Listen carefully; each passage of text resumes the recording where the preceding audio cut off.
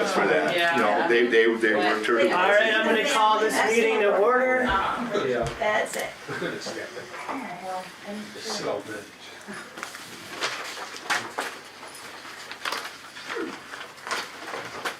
And we'll have a roll call when Pat's ready. I am ready. I just needed to shut my phone off. You know. Cody Bubilski, Present. David Schmidt, Present. Mark Lochner, E. Darren Olson, Present. and I am present. Those that are able, please stand for the Pledge of Allegiance.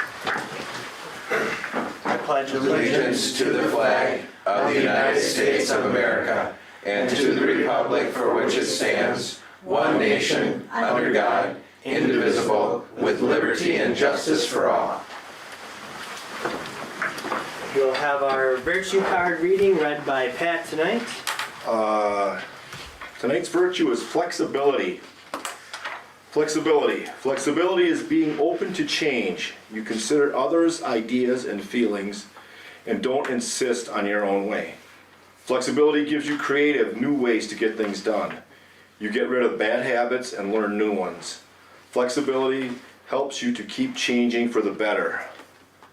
You are practicing flexibility when you learn from your mistakes, are willing to change bad habits, try imaginative new ways to do things, are open to the ideas and feelings of others, can adjust when something unexpected happens, go with the flow, trust the unexpected. Affirmation: I am flexible. I keep changing for the better. I use my creativity and I welcome surprises. Thank you, Pat. Board of Education guidelines: with an open mind, we will establish an atmosphere that allows expression of all views, even when views are not in line with all members, being respectful of time. We will work collaboratively with district administrator by having open and honest conversations around district priorities. We will work collaboratively with all stakeholders to monitor key indicators so that equitable teaching and learning results in high achievement. We will work toward building a trusting environment where both students and staff can reach their full potential and celebrate successes in academics, the arts, and athletics. Public comments tonight. During the public comment period of the agenda, the board welcomes comments from the public on any item not on the agenda. Please know that pursuant to state law, the board cannot engage in conversation with you, but may ask questions. The board may refer the item to staff, a standing committee, or a future agenda item for discussion and action. Each person wishing to speak will have up to 3 minutes to talk. Speakers are asked to provide their name, address, and topic for discussion. So with that, tonight, do we have any public comments? I guess I'm the only one. All right. Robert Wenzel, 419 Waterworks.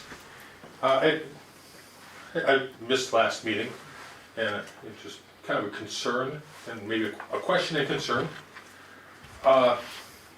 One thing, the state law that says you can't converse with the public comments. What is that law? Because I've been doing research, so I couldn't find it with what statute says that. So that's just one question I wanted to know. I wanted to know what Well, statute. if it's not, yeah, but if it's not on the agenda, the board can't take action on it. I understand that. So, Right. I was wondering, since you're quoting state law, I'm wondering what statute that is. oh, we can look that up. And the other one was, I'm concerned, obviously, about vaccines and masks in the coming up school year, and concerned that if there's going to be in-person schooling, it's not going to be like primarily for the high school. It's not like last year where this past semester we just basically stuck in one room. It's hopefully it gets to a better environment where it's actually worth being in the school. So that's just making my Sure. Yeah. concerns. Thank you. And no, we made some big changes over summer school with making it optional, and right now with the variants going around in COVID, we're hoping to continue with that optional policy moving forward. But time will tell. But we appreciate you stopping on, and we can also follow up too if you'd like. Or Yeah, I was just wondering about the law because sure. I'm familiar with the Department of Public Instruction website from the City Council and the Library Board, and I figured I'm just going to educate myself more on the school board, since school boards seem to be a hot topic lately. I might be. Why not join in on the fun? Right? Yes. Well, thank you. We appreciate your comments, and stay tuned. We're hopeful things are going to be positive moving forward with a lot of things. So we appreciate it. Thank you. Any other public comments in the room tonight? We don't have anybody online, do No. we, with comments? Okay. Awesome. We're going to head on into communicating, or actually showcasing schools and student learning, CWSA updates. We have Anita Kirst in the building tonight. In the house. In the house. In the house. So, hello, we just finished our meeting, so it's really top of my head what we did. We are currently very involved in revisiting our mission and our vision statement, and then finding the measurables for those. So that's a big topic of discussion with us, nothing in concrete yet. So that's still in the works. We have the WRCCS, which it means works, and that's for chartered schools. They're having a conference next week, so we are going to be, two of us will be Awesome. attending virtually to that conference and learning a little bit more about how to be on a governance board and different kinds of things that can go on in charter schools. August, we're looking at having a meeting, but it's not going to be a meeting. It's just going to be a meet and greet. And I'm going to talk to Nathan more about that so that the governance council gets to meet our new teacher, Mrs. Peasley. So, there we go. Meet and greets are always great ideas. So. And thank you for your work so far with CWSA. Okay, good. Overarching results. Do we have? That is me. That is you. And all I want to inform the board of is we're looking at next year's calendar. And remember, each month with policy governance, we look at specific areas. Mm-hmm. So what we're doing is we're aligning our speakers and our sharing with the board with those calendar months and policy. Okay. So we're going to be repeating what we did last year. So every month during the school year, we'll be showcasing something around the district. So any changes to that? I mean, have you enjoyed that? Yeah, I mean, we the board was talking last week even about it, and we enjoy the monthly updates. So if you could keep them coming, and it's been a great addition to our board meetings, to keeping us in the loop. So. Good. Anything in particular you want to see? Bye, Nita. See ya. It's in your review. Pat? All right, good. You might have some ideas on, like, overarching results, the presentations, or you put it in the review? No, Okay, We're good. good, Everything's going we're good. good. good, I liked the way it went last year. good. Communicating with the board, we have Nathan Swenson here, our student representative.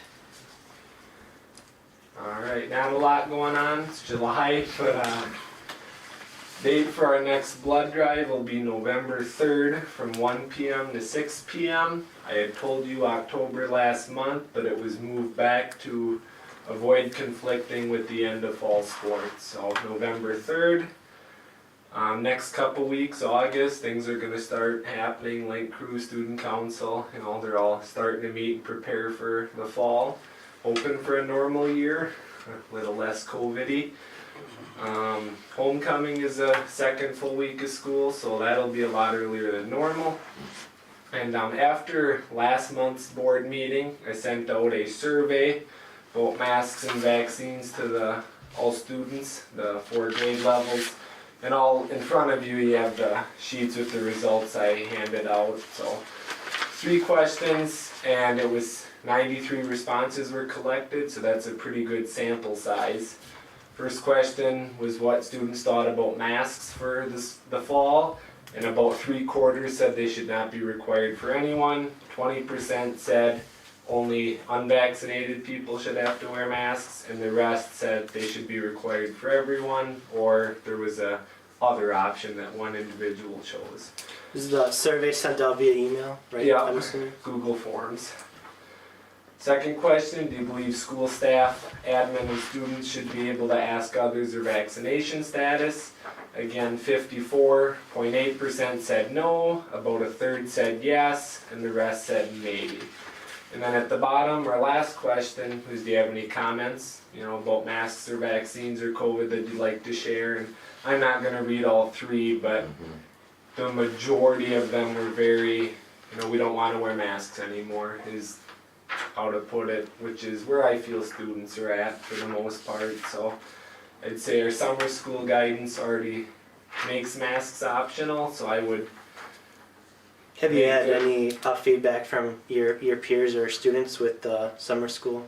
And that? I have not heard anything, but I would, based on this and just what I heard all last year, believe most students are pretty happy with that. So Awesome. I would recommend we keep that guidance for next school year and keep masks optional.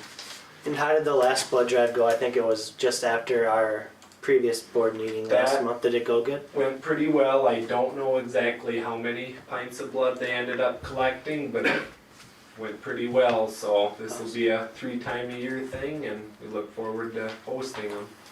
Perfect. Thank you, Nathan.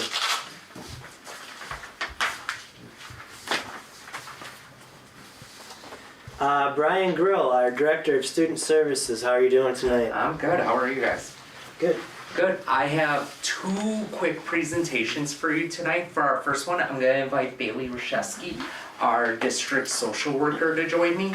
So there are 2 things I do as a department every single year. One is, especially with our new district social worker, we want to review her caseload and her work to say, and the reason we want to look at that data is to say, what areas do we need to provide support in our community? What community agencies do we need to further connect with based on the families that we're serving and the trends that we're seeing within the student services department? So that's our first presentation tonight. The second one that I'll go over, Bill Gerbode, our school psychologist, wasn't able to be with us tonight, but I also look at our special education evaluation data to say where are a lot of our referrals coming and what areas are they occurring, so we know as a special education department what support do we need to provide to the principals in these areas, or what connections do we need to make in the community based on the trends. So that's one thing we also look like. But first we're gonna start with, like I said, Bailey's here, so I wanna let her come to the table, and she's gonna talk a little bit about her role and the trends that she is seeing. Yeah, so if you wanna go to the next. So Brian kind of just recapped most of this. Yeah. But yeah, gives a picture of kind of what our students and families are needing, programs that are currently being accessed. Tells us kind of where we are spending some of our time and resources, where maybe we need to spend some more time. And it'll also kind of help us to evaluate any new interventions or programs that we're putting in place. With this being a new position, and being on maternity leave for the first 3 months of the school year, I did my best to go back and gather as much data as possible, but just really trying to create some sort of data tracking system so that when we have like social emotional and student support programs, we have a way to see where that time is being spent and what our students and families in our community need. So if you go to the next slide, we've just kind of got a recap here of some of the numbers. These are just some of the programs, initiatives, community partners that I've worked with throughout the year, and also Brian and Paul and Bill have worked with in a variety of different ways as well as the school counselors, really working on this as a student services team. But you can see like our largest areas of students being involved. Again, these are all the programs and initiatives that I could actually get some qualitative or quantitative data on. There are other programs and initiatives and things we work with where we don't keep as close records, but these are some of the big ones. So Handle with Care, for those of you who don't know what that is, if there is a family or just students who interact with law enforcement to some degree in the community, then law enforcement submits a referral to Paul Leaphair as the Handle with Care coordinator for the whole county. He then sends it to myself, and we communicate with staff that these students have had interactions with police in the last 24 hours, please handle with care. We don't give any information other than that. Occasionally, especially if we're working with local law enforcement, they'll give us a few more details. If it's, a fire situation, this is how we found out a lot about students in our community who had fires or had emergency home situations that needed our assistance. So then we were able to reach out to those families quicker and see how we could help them. So there were quite a few students in that. The next largest area is working with county social workers. That's Wood County, Adams County, Juneau County. I firmly believe there are more students in that than what we have numbers on. But I started monthly meetings with Wood County social workers with their juvenile justice department this year. So they can give me updates on students who they're working with, and we can kind of help to really work around the student and be a full team there. Adams County, still trying to set that up, but I was in communication with a few of those social workers and then a few in Juneau as well. And just to provide clarification, so that work with the county is not only for the juvenile justice program, they also have proactive programs to help with mental health and family resources, things like that. So that really is an all encompassing area as well. It's not just juvenile justice, so. So some of the county social workers, so actually ADP, which is on there, which is the Adolescent Diversion program, which we have 4 students referred and 4 students who actually were enrolled at some point. Some of them are completed, and some of them are currently doing the program, but they are working with social workers as well. So they are included in that county social work number. Some of the other information, we've got foster care on there.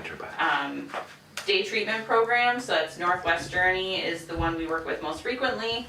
Hospitalized for mental health, so this is like when a student goes to as like a 72-hour hold or is just hospitalized for some mental health concerns. And then sometimes that results in day treatment and sometimes it doesn't, and sometimes it's just us communicating with the hospital as far as like, how we can support the student in the return to school. There's also giggle therapy, which is a virtual counseling that our high school tried out this year that we had several students engage in. And then Empower Mental Health Clinic is our counseling agency that comes into the schools. So we have a licensed counselor who comes into the schools and works with students once a week for 45 minutes to an hour every week. So there's 9 students enrolled in that, and that kind of sums up what we have there. And then the next slide, perfect timing, Look at that. kind of breaks it down. Magic. Yeah. Right, good job. Breaks it down as far as elementary school, middle school, high school, and blue is the total. So you'll see that there are some programs, initiatives that are accessed more by middle school, high school, such as giggle therapy, which was only implemented at the high school this year, but we're hoping to branch that into other areas this next year. And then day treatment is something that was utilized mostly by middle school, high school as well. And then Adolescent Diversion program is also something that was only utilized by our high schoolers this year, but it is for students ages 12 to 17. So that can go into middle school, like 7th, 8th grade as well. So we just didn't have any students that were referred right now. Again, with these programs too, almost all of them are voluntary programs, which means that we can let families know about them and we can connect them to the program, but whether they choose to engage in that program or not is up to them. So there are more students for sure than the ones who are actually engaging in the program that we're sharing the program with. So hopefully through more education and seeing the usefulness in this, we can get more students enrolled in those programs.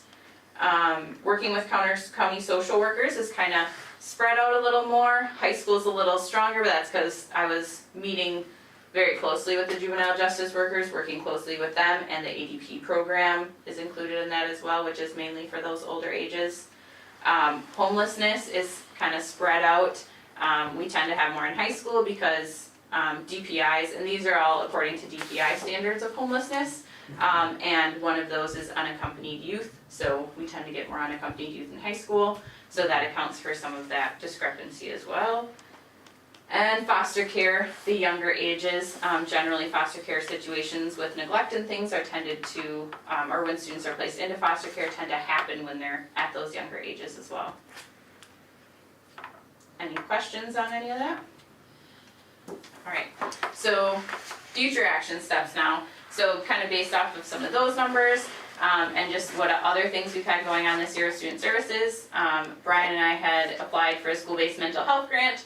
We are still waiting to hear back on that. They've had to wait for the biennial budget and then other things, so we're hoping that gets put in place. But with that, we're hoping to create a mental health referral pathway that will help kind of families navigate that system, because there's a lot of different mental health resources and there's also a lot of roadblocks. So creating a system where it's easier for them to find the information on that and access it. And then also a social emotional learning curriculum for K-12 that's working with our school counselors. We've got some work happening on that next month. And then increasing regular communications with community partners. I had spoke a little bit about how I have standing meetings with Wood County. I'm hoping to branch that to Adams and Juneau as well, include them in there. And then just enhancing our knowledge of the program services and resources, so helping staff, students, and community figure out what those resources are, which that will kind of tie into the mental health referral pathway if we're able to do some of that work under the grant. And then just further developing community education programs.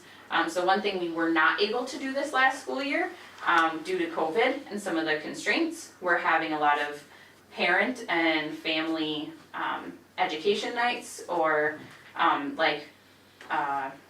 some of the community outreach events that Paul and Brian had initiated in the past. We weren't able to do, but that's something looking into this next school year, we're really hoping with restrictions loosening that we'll be able to really dive into now that we kind of have this foundation and have our numbers kind of laid out as to where our community needs are at. So this is something with the community approving our referendum, we were able to acquire the district social worker position. So this is a way we want to update you annually, hopefully about this time every year, and just say, here's the work that we're doing and here's the effect that it's having. Because a lot of this of what you're seeing that Bailey did, this is why we said it was so important that we needed a district social worker, because this was all work I was doing on top of my regular job with the help of principals and school psych and things like that. And now having a person dedicated, we're really encompassing our work with the county and being able to follow kids through, follow up, and provide that support through the school. So now it's almost like the principals have a direct line when a student's working with the county social worker, Bailey serves as that contact, or there's a mental health hospitalization or things like that. So it's been wonderful having her, but this is where we also are noticing there are gaps in things that we are doing. So what are the future steps to make it better? So like I said, this will hopefully be an annual update that will come to you this time each year. It's definitely an important and well-needed role, and Bailey, I know it's your first year, and it looks like you're extremely busy. So, as a board, we just want to thank you for your work, and it's these resources and programs are really needed in our community. So, Yeah. How do people know about these programs? Yeah, and that's part of that mental health referral pathway there. Okay. So we have information posted Like places. on our webpage and stuff? Yeah, but there is no central location for student services specific, like mental health resources.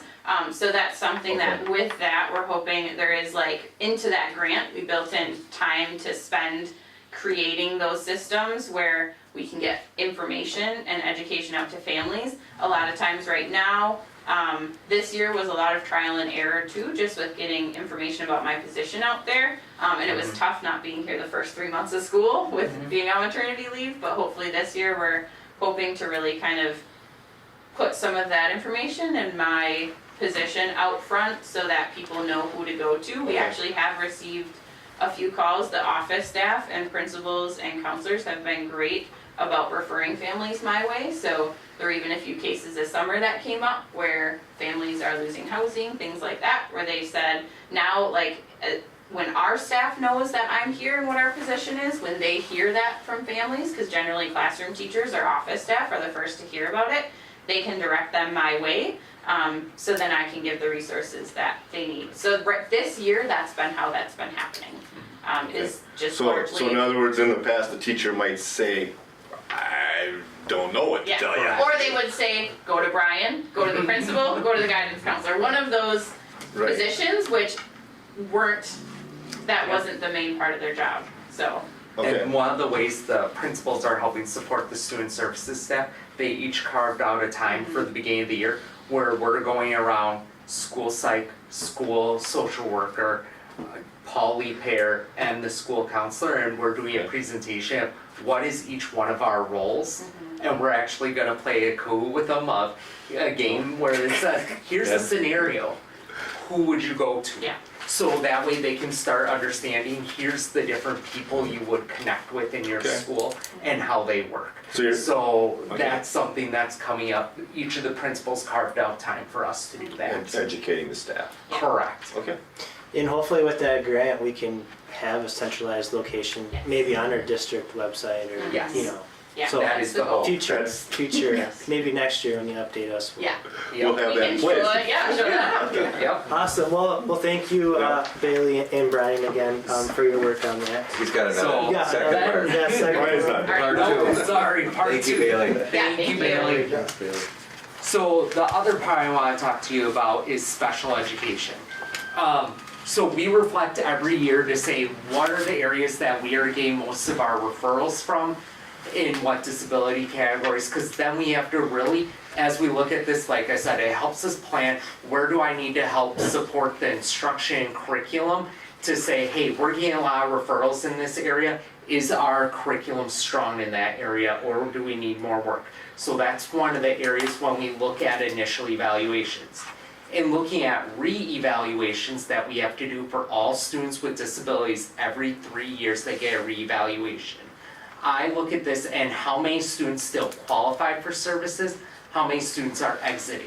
Because if we are exiting students, it shows that we are providing quality services to get them the resources they need and build the skills that they have a disability in.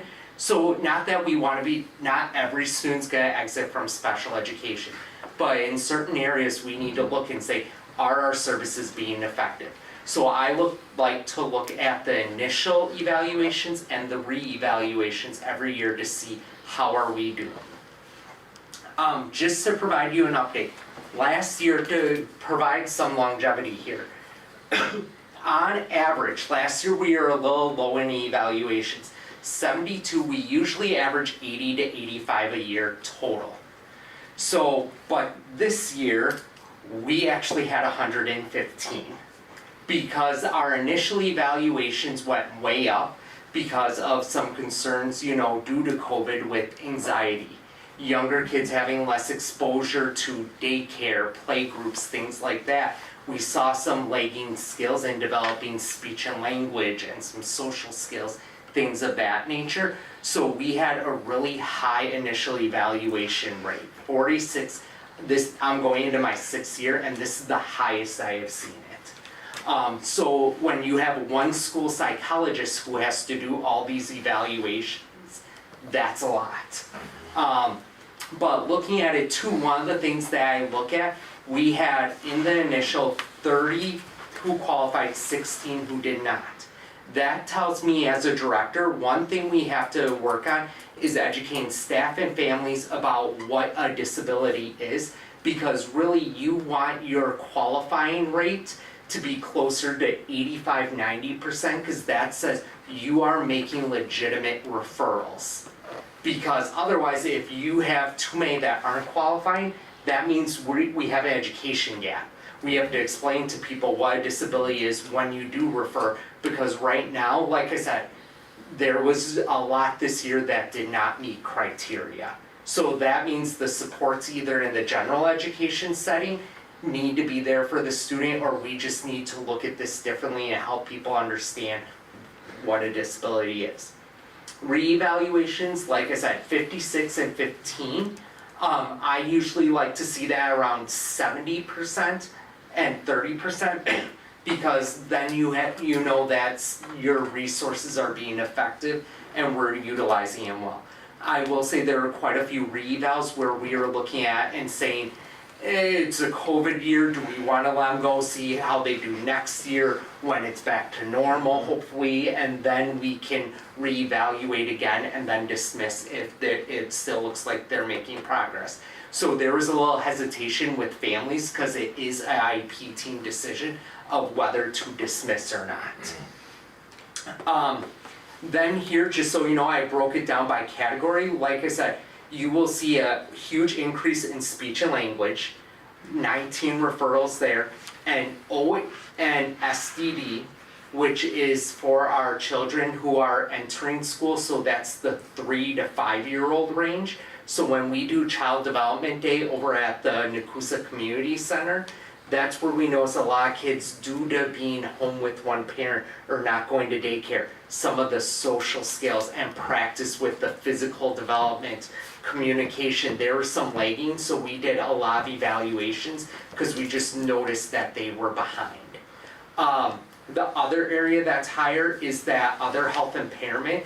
That's where we notice a lot of students experiencing heightened anxiety. A lot of parents were reaching out and said, my kid has an anxiety disorder, I think they may need some extra help. So like I said, you see there too how many qualified and didn't. This one I won't spend a lot of time on, but here's our reevaluations broken down by disability category as well. I will say, just so you know, it's a trend that we do notice, speech and language usually is our highest one, where we may dismiss a lot of students because if it's just an articulation thing and a kid makes a lot of progress on that, we usually, if we catch it early at that young early childhood age, usually by 1st or 2nd grade, John's sitting on a lot of meetings with us too where we're dismissing students from speech and language. Here's one thing that I always look at too, where are a lot of our referrals coming from? This year was our highest number of parent referrals. And when I say parent referrals, some is truly like the parents calling our office and saying, hey, I'm worried about my student.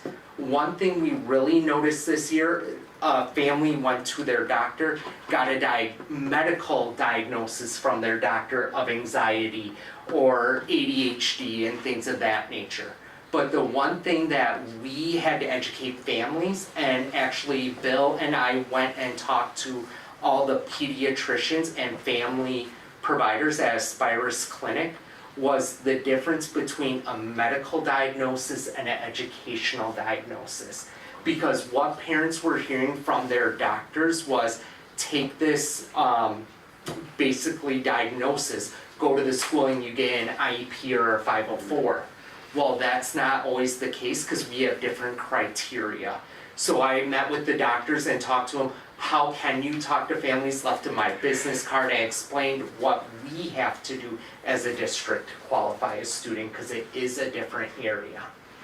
So that was one of the things we know. It's just a lot of families that were worried, and that's where we need to educate them too. What are some of the interventions that the elementary has for your child you're seeing struggle with reading or math or in a different area? There are supports we can provide before special education. Because one of the things we want to help families understand, special education isn't your first stop. You know, you want to try things, we want to give supports. We are the last stop. We have to try things first. Because that's part of the evaluation process. If you don't do an intervention first, we can't complete our referral process. So here's just the trend so you can see over the last 4 years. So the green you can see in many categories, we were really high on evaluations this year. So hopefully with education and doing a little bit different work, some of that will come down. And two, with kids being able to go back to daycare, 3K programs, things like that, some of that will hopefully come back to where we typically have been. Because we've had this consistent, we hover, like I said, between the high 70s and low 80s for evaluations. But what this is all telling me, here's just some takeaways for it.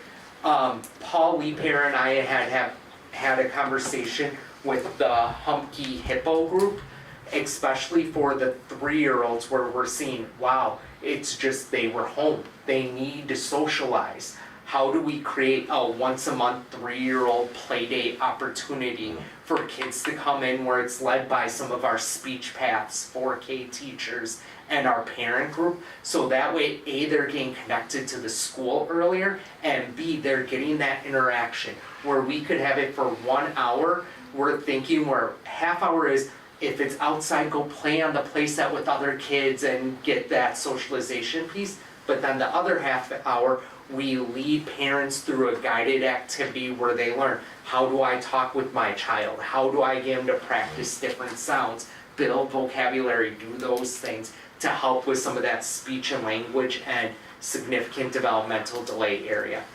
The other area too with OHI, with a lot of anxiety, ADHD, we said, the conversation with the doctors to help explain the difference is a good first step. But a step after that really is the work with Bailey and the whole student services department of how are we making mental health referral pathways available. So parents know what's out there to help their child, because some of the things too, if they're not showing the signs of things in school, we cannot qualify them as a student with a disability. Because some of the families are coming to us, my kid's really struggling at home or here. Well, if it's not present in school, I can't qualify. So that's one thing that parents were really noticing, were reaching out and wanting a referral because they were lost on what to do at home. So how do we make sure they know, here are the resources available to you? So if they don't qualify for special education, what other opportunities are out there to help you as a family? So we're doing a lot of work, and two, we are in self-assessment this year, which happens once every 5 years.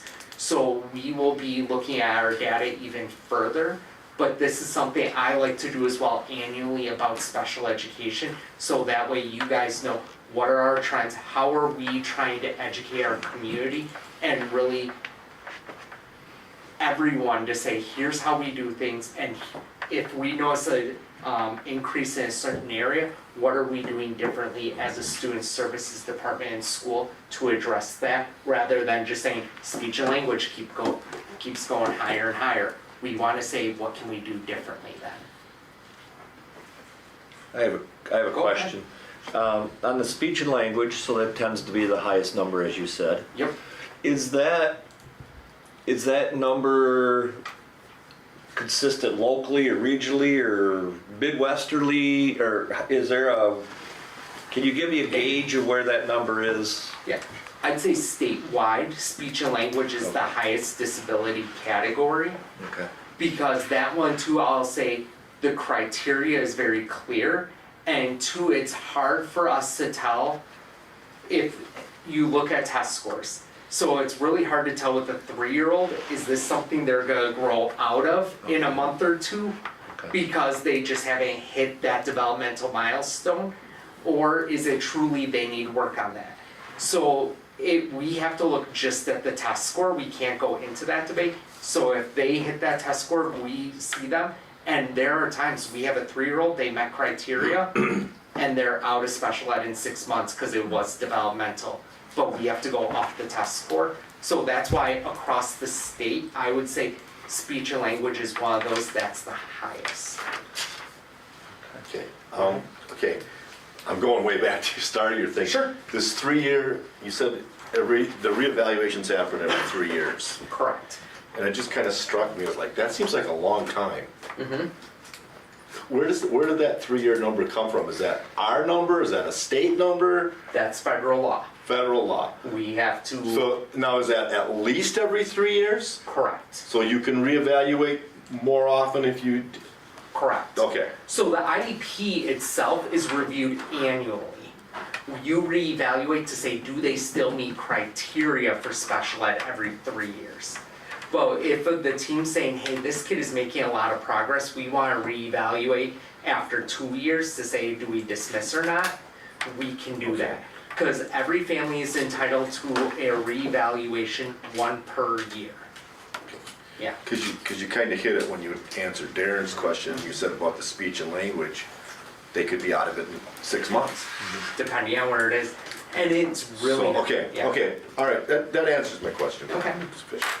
And I think, given the circumstances, I'm curious to see how much different the results will be next year, you know. So. Correct. Thank you. Yeah. So I think there was just a lot of, legitimate concerns of families with COVID-19 of, hey, I see my kids struggling with reading or falling behind. But one of the things we tried to help families explain, we're trying to make up the gap with everyone. The fact that we were in school though, I talked to other directors that weren't in school last year and they were virtual the majority of the year. Their numbers were even higher than ours for evals because parents were seeing their kids fall behind in reading or math or socially, so they asked for a referral. So the numbers were just way up. So we're not different than anyone else this year in having more referrals. But it was just a lot on one school site to do all that, I'll say, so. Well, thank you for your work on that, Brian. Any other questions for him? No? All right. So Lynn Knight is not here. She is not here Okay. tonight. So I have an update from our business manager. Just a quick sentence here. She wanted to update the board on her end. Our revenues will exceed our expenses in Fund 10. She doesn't have all the journal entries completed yet, but hopes to have it done later next week as our auditors will be in July 26th. So she'll have a better idea when that is all recorded and how everything will look. So it's just her update for us this month. So. All right. With that being done, we're going to head on into our policy governance. So last week at our workshop, we talked about BSR1 governance management. I think it was pretty straightforward and simple for us. We all had similar agreements and felt like we were in compliance with everything. So I'm just going to look for a motion to approve BSR1 governance management. So moved. Second. Got a first and a second. All in favor, please say aye. Aye. Motion carried. Thank you, guys. I'm going to read BSR2, Unity of Control here. Have been read that policy Yeah, statement? you have it up. Yep, so the policy statement is only decisions of the board acting as a governing entity are binding on the district administrator. So that the board, the interpretation is the board works with the district administrator. Right, yep, and kind of like BSR1, felt like we were in compliance and doing everything right there. So I'm just going to look for a motion again for BSR2, Unity of Control. Also move. Got a first and a second. All in favor, please say aye. Aye. Motion carried for BSR2, Unity of Control. Operational expectations, OE2. I'll read that one here. Let's give that Sure, one. yep. So the district administrator shall designate at least one other executive staff member who is familiar with the board's governance processes and issues of current concern and is capable of assuming district administrator responsibilities on an emergency basis. And last week when we talked, we know that's Brian Grill who is here tonight, so he just hopes Terry stays happy and healthy. Yeah. So, Yes. again, I'm just going to look for a quick motion here for OE2, Emergency District Administrator Succession. So moved. Got a first. Second. First and a second. All right. All in favor, please say aye. Aye. Motion carried. Thank you for OE2, Emergency District Administrator. On to OE4, Sure. Personal Administration. Yes, the district administrator shall assure the recruitment, employment, development, evaluation, and compensation of district employees in a manner necessary to enable the district to achieve its results policies. And last week we had talked a lot about the number of positions, or the fewer number of positions, and the number of applicants that we've been receiving for the positions. Yeah, I know we struggled the past previous years to hire even a tech ed teacher, and then when we got the results, it was crazy to see the difference between previous years to now. So I think we're doing a great job on recruiting, along with our compensation and salary package as well with education too. So And since that time, I've learned other districts are continuing to struggle, so we're very blessed to Yes. be where we I are. have a quick question on that. Just on the tech ed guy, the new guy. All right. I take it he's right out. Is he right out of school? Yep. And my question to you, because you went on that tour with me over to Right. Cardinal Yeah. Tech. Do you think there was a possibility that kind of sold that to him, or did we try to sell that future look to him, or? 'Cause I know Theron was really interested in that. Yes, well, they've been talking about, Doing something on that order? yep. Okay. And that, I think, has him excited. He has an Right. ag background too, so he came when we did the tour of the Granbury. Oh, okay. So he's got All right. lots of potential, All right. and And he wants to be here. he wants to be here. All right, sounds good. All right, with that conversation, OE4, personal administration. Just looking for a motion. Second. First and a second. All in favor, please say aye. Aye. Motion carried. Thank you. And our last one here, Gp1 Board Purpose. I'll read that. The Board of Education of the School District of Nekoosa represents, leads, and serves the district's owners and holds itself accountable to them by committing to act in their best interest and by ensuring that all board and organizational action is consistent with law and the board's policies. I think as a board we do a great job on not only communicating with our public, but getting surveys out too to get their feedback and all that stuff that we do there. So unless there's any more discussion for GP1 and board purpose, just gonna look for a motion on there. Also move. Got a first and a second, all in favor? Please say aye. Right. Aye. Motion carried. GP1, board purpose. Thank you guys. Other board work, we have an endowment fund grants for 20 and 21. Information only, and I believe that was from Solaris. Actually, this endowment fund was really established from the sale of the school forest over by Urco.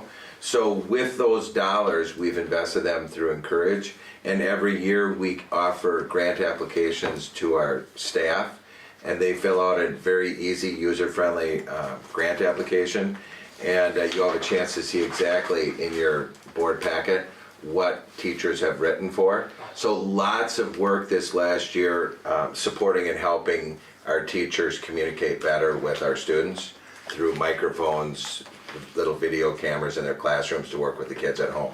But some really neat examples of what teachers can do with $200, so they can write for a $200 grant. So check that out if you haven't. And it's great to have our community support too. So That's in the board package. Yeah, that's in your packet. Okay. student handbooks and co-curricular codes, information only. So we have Humkeys in, and as the others show up, we'll make sure that we get them to you. Okay, So that you have a chance to look at the handbooks. that'll be And I don't know if email John wants to say anything about the parent handbook, but consistent with previous. Yeah. Okay, just updated. awesome. Thank you, John. Information only, review of a strategic plan. Yes, so last month we gotten together with Demond, and now since meeting with Demond last month, I've been working with the principals and Mr. Grill, and we're really trying to dig in and give good, solid district leadership for the buildings then to write their building plans off from. And we really want to make sure that we're tying our goals, and I'm going to read them again. Nekoosa School District will provide a safe, equitable, and welcoming school culture on every campus in the district. Nekoosa School District will provide students with highly qualified, results-oriented, and equity-focused staff.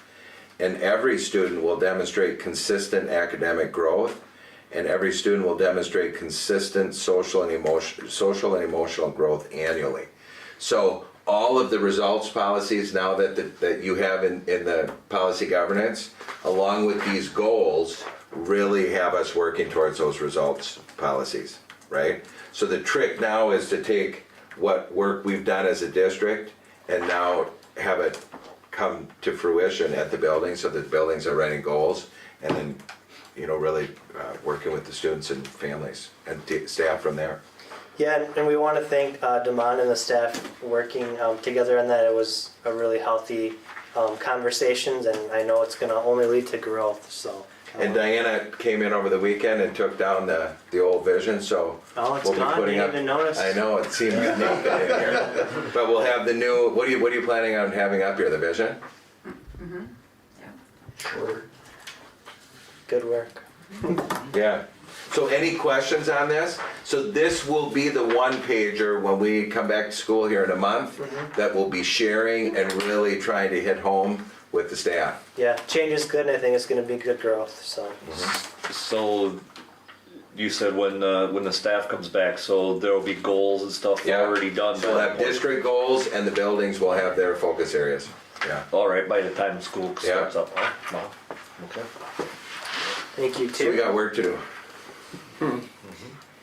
Notice of academic standards and educational options.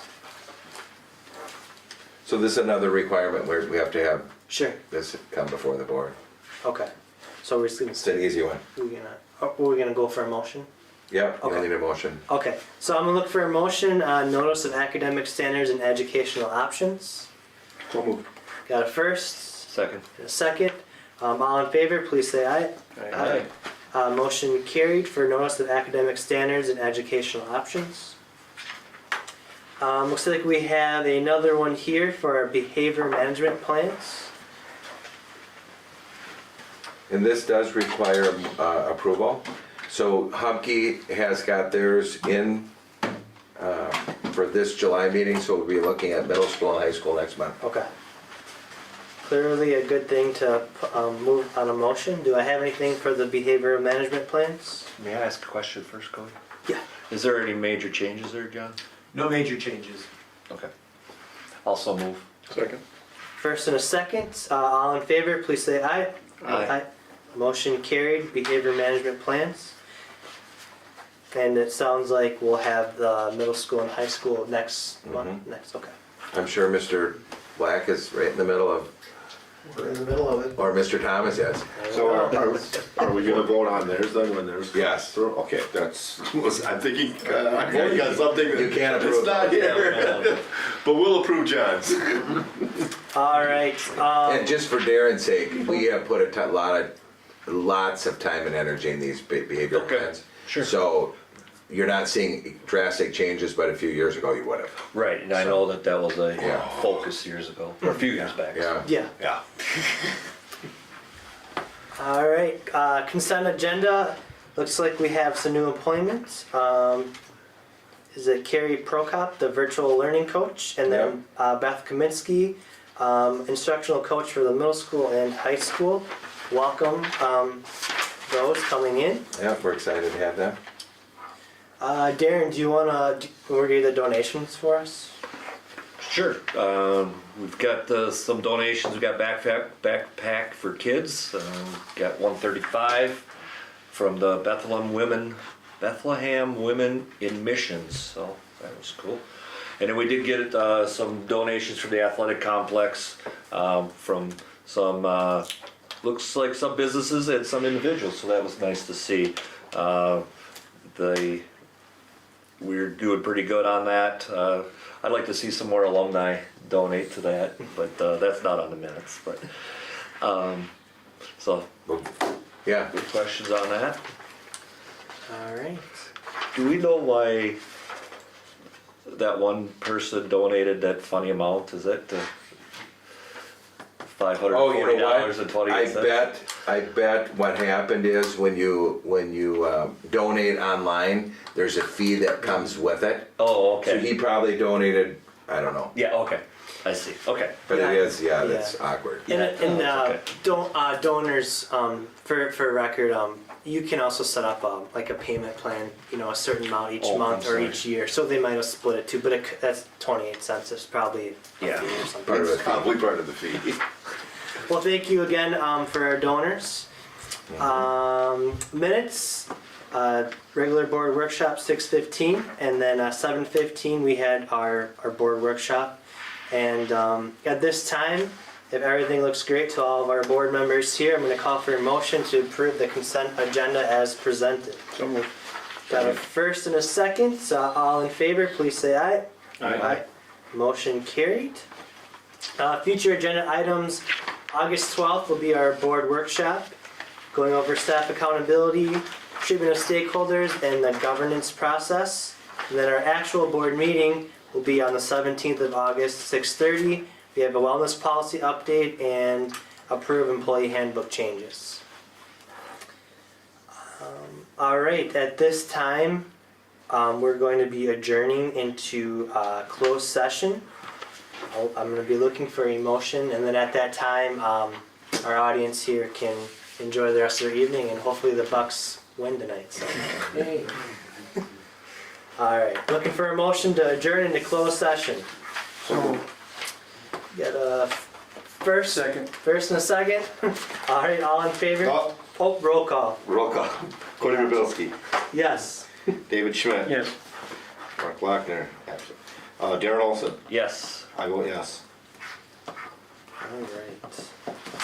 Thank you, everyone. Thank you for coming.